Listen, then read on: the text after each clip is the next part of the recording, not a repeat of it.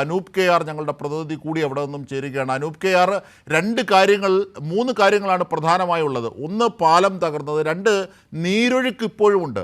ഈ അട്ടമലയുടെയും മറ്റ് പ്രദേശങ്ങളുടെയും വൃഷ്ടിപ്രദേശങ്ങളിൽ അടക്കമുള്ള മഴ, നീരൊഴുക്ക് ഇപ്പോഴും ഈ ദുരന്ത ഭൂമിയിൽ ശക്തമായി തുടർന്നുകൊണ്ടിരിക്കുന്നു.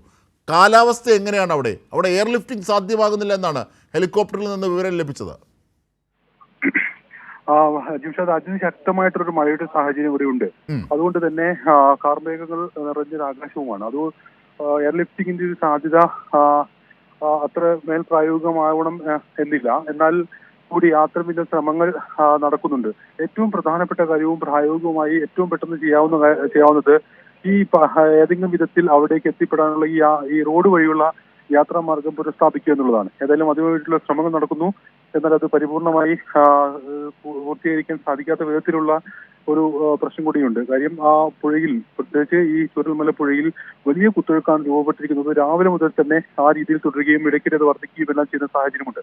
അതുകൊണ്ട് തന്നെ അതും സാങ്കേതികമായി ബുദ്ധിമുട്ടുള്ളൊരു ഒരു പ്രവർത്തനമാണ്. ഏതായാലും കൂടുതൽ സേനാംഗങ്ങൾ ഇവിടെ എത്തി എന്നുള്ളതാണ് ആശ്വാസകരമായ കാര്യം.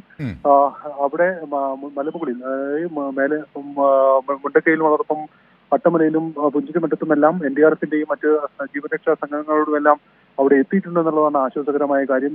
മറ്റൊരു പ്രധാനപ്പെട്ട കാര്യം, കൂടുതൽ സേനാ വിഭാഗങ്ങൾ ഈ മേഖലയിലേക്ക് രക്ഷാപ്രവർത്തനവുമായി ഉടൻ തന്നെ എത്തുന്നു എന്നുള്ളതാണ്.